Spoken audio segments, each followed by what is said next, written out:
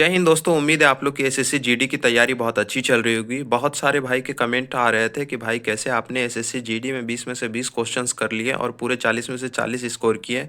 तो देखो, एसएससी में ये जो आता है हिंदी, उसमें ऐसा है कि जिस बंदे को सिर्फ ऐसे पढ़ना आता है, हिंदी जो है हिंदी पढ़ना आता है, वो भी पूरे 20 में से 20 क्वेश्चंस कर सकता है। तो उसी को मैं बताऊँगा कि कैसे मैंने किया था। तो सबसे पहले तो हम लोग ये देखते हैं कि विषय सूची में हमारे एसएससी जीडी में पूछता क्या है। बहुत सारे क्वेश्चन जो हैं कि ग्रामर के नहीं पूछते हैं, वो सब भी पढ़ने लग जाते हैं बच्चे। तो पूछता क्या है, विलोम हो गया, पर्यायवाची, मुहावरे, लोकोक्तियाँ, वाक्य के लिए एक शब्द और अनेक अनेकनार्थी शब्द एवं शब्द युग्म। ये वाला है आपका, जैसे गर्भ है, एक गर्भ होता है, एक गर्भ होता है, तो ये उसमें आ गया। उसके बाद ये है वाक्य लिखा हो रहेगा, उस वाक्य में क्या शुद्धि है। शब्द लिखा हो रहेगा, शब्द में क्या शुद्धि है, ये वाक्य में शुद्धि आपको पहचानना है। जैसे लिखा रहता है, वे खेलने को जाते हैं, वो खेलने के लिए जाते हैं, ऐसा होगा। रिक्त स्थान भरना, बीच 4 ऑप्शन रहेंगे, रिक्त स्थान भरना है आपको। प्रतिस्थापन में आपका आ जाएगा, जैसे धार्मिक धर्म कार्यों में हमें भाग लेना चाहिए, धर्म कार्यों में हमें भाग लेना चाहिए, तो वहाँ धर्म की जगह धार्मिक कार्यों में हमें भाग लेना चाहिए, ऐसा आ जाएगा। और ये ग्रामर में संज्ञा, सर्वनाम, क्रिया, काल, वाच्य, लिंग, वचन, कारक, विशेषण एवं अव्यय, ये वाला आ गया। वाक्य रचना, वाक्य रचना में सिंपल है आपका, सरल वाक्य को मिश्रित वाक्य में संयुक्त वाक्य में बदलना रहेगा। और ये गद्यांश जो 5 नंबर के आपके आएंगे। सबसे पहले हम शब्द की बात करें तो शब्द में जो हमारा पर्यायवाची है, तो यहाँ पे मैं एक चीज़ बता देता हूँ कि यदि आप पर्यायवाची शब्द पढ़ते हैं तो आपको विलोम शब्द फिर उतना पढ़ने की ज़रूरत नहीं पड़ेगी। मुहावरे, लोकोक्तियाँ पढ़ लीजिएगा और ये अनेकार्थी शब्द जरूर पढ़ेंगे। तो ये सब पढ़ना कहाँ है, जैसे मैंने ये खान सर का जो है बैच जब जो लिया था, तो उन्होंने जो ये दिया था मुझे, ये इसमें 4 पेज है। और ये 4 पेज ऐसा है कि जो 2019 से जो चल रहा था, 18 से, वो सारा सब कुछ उसने इसमें दे दिया था। तो एकदम जैसा मैं मॉक टेस्ट मारता था इसको पढ़ने के बाद, मॉक टेस्ट में एकदम डिट्टो डायरेक्ट क्वेश्चंस वहीं से उठते थे। जैसे मैं एक चीज़ एक यहाँ पे दिखाता हूँ कि अध्यापक, अध्यापक, आचार्य, गुरु, शिक्षक, उपाध्याय। अब यहाँ पे एक वर्ड लिखा हुआ है प्रवक्ता, तो प्रवक्ता, अवबोधक, ये 2 चीज़ भी अध्यापक के पर्यायवाची है। तो जो आपको याद नहीं होगा उसको आप टिक कर सकते हैं यहाँ पे। और जितनी एक साइड के, मान लीजिए यहाँ से यहाँ तक मैंने पढ़ लिया, तो पढ़ के नीचे में आप टिक कर सकते हैं कि ये पढ़ लिया, अगला दिन ये पढ़ूंगा, उससे पहले इसको रिवाइज करूंगा। जैसे एक और शब्द दिखाता हूँ, अधर्मी। अधर्मी का तो हम पता है, नीच है, पतित है, गिरा हुआ। अच्छा, कुत्सित है, कुत्सित भी याद करते हैं, क्षुद्र, घटिया। एक है निकृष्ट। अब निकृष्ट बहुत को याद नहीं होगा, तो इसको आप क्या कर सकते हैं, गोल कर सकते हैं, अंडरलाइन कर सकते हैं। तो ये हो गया पर्यायवाची पढ़ने का तरीका। उसी तरह यहाँ पे हमारा वाक्य के लिए एक शब्द, जैसे वाक्य के लिए एक शब्द जो पहले जन्मा हो, तो अग्रज हो गया। ये सब वर्ड डायरेक्ट आते हैं।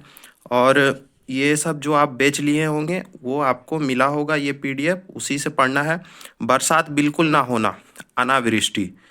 बहुत कम बरसात होना, अल्पवृष्टि। उसी तरह इधर कुछ शब्द है, जैसे जो अब तक से संबंध रखता हो। यहाँ पे एक देखते हैं, इसका मैंने बहुत बार रिवीजन किया। देखिए यहाँ पे जो जो टिक मारा हुआ उतनी बार मैंने रिवीजन किया, 5 बार 6 बार। और जैसे जिसकी तुलना ना की जा सके, अतुलनीय। तो ये सब आसान, ये वाला थोड़ा आसान होता है, पर्यायवाची का ही है। थोड़ा सा जो है हम लोग को थोड़ा याद करना पड़ता है पर्यायवाची का।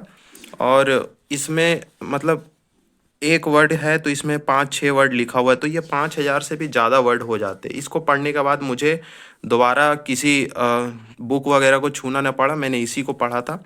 और विलोम शब्द का मैंने निकाल लिया था, इसको एक ही बार पढ़ा तो वो एकदम सेम सेम जैसे पर्यायवाची पढ़ते हैं, तो फिर विलोम पढ़ने की उतनी ज़रूरत नहीं पड़ती है।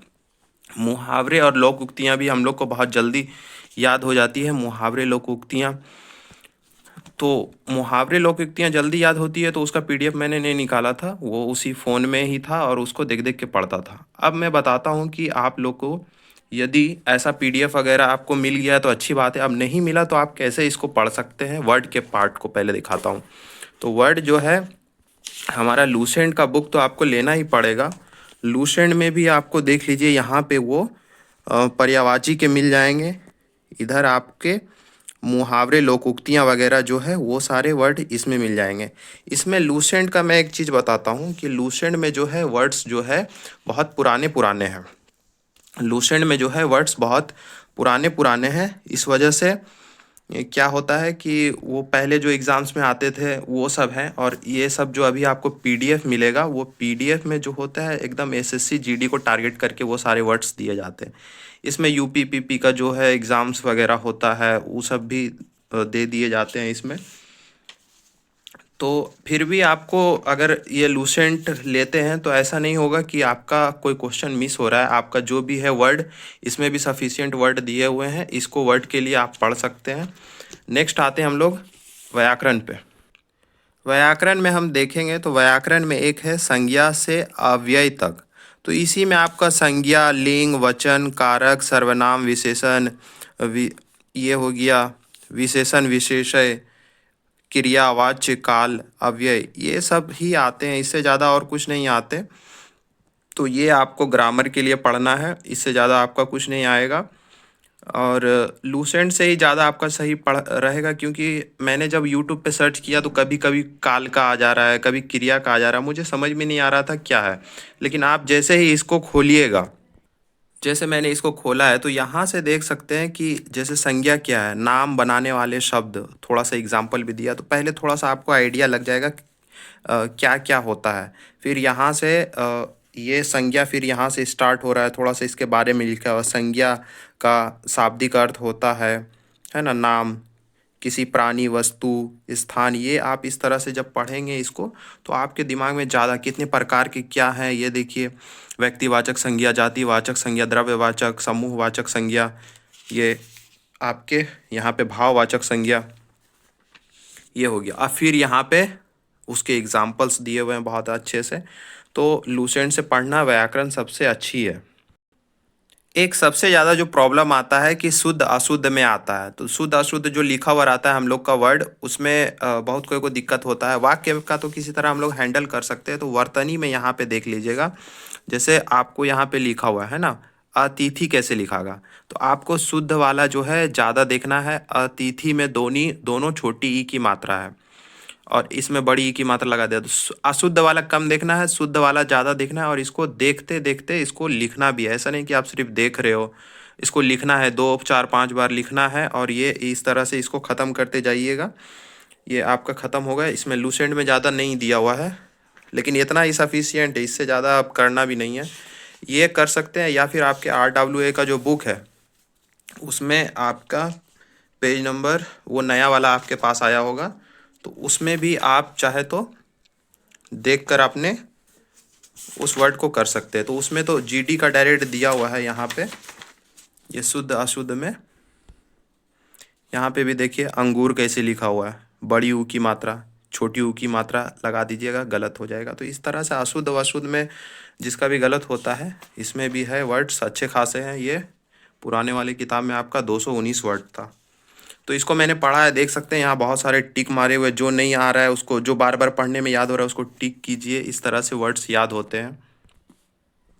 ये आपका गद्यांश का पोषण है। इससे तो 5 नंबर आपके सीधे सीधे गद्यांश वाले टपकेंगे, तो वो भी देख लेना है आपको। जैसे यहाँ पे एक दिया हुआ है कि मैत्री भाव सकारात्मक तथा डैश वर्ग में गिने जाते हैं। सकारात्मक के साथ एक अच्छा वर्ड ही आएगा, तो नकारात्मक ने और सकारात्मक और नकारात्मक वर्ग में थोड़ी हो मैत्री भाव को गिने जाते हैं। मध्य वर्ग, निम्न वर्ग क्या है, उच्च वर्ग में ही गिने जाते हैं। तो ऐसे करके ये आपके गद्यांश आएंगे। 5 गो रहेंगे, 5 एकदम सीधा टपकेंगे, वो आपके सही हो जाएंगे। अब मॉक टेस्ट कैसे लगाना है। अब मॉक टेस्ट आपने टेक्स्ट बुक पे लगाया, प्रीवियस ईयर के ज़्यादा लगाइएगा। टेस्ट लगाया और आपके 5-10 क्वेश्चंस गलत हो गए हैं, तो गलत हो गए हैं तो क्या है उसको देखना है पहले। शब्द से गलत हुए हैं, मुहावरे से, किससे गलत हो रहा है, या हमारा व्याकरण से गलत हो रहा है, गद्यांश से गलत हो रहा है, या कोई शुद्धि में गलत हो रहा है, तो उस चीज़ को देखना है। देखने के बाद क्या करना है, वो सवाल को नोट डाउन करना है, और नीचे में जो टेक्स्ट बुक पे सोल्यूशन आता है नीचे में जाना है।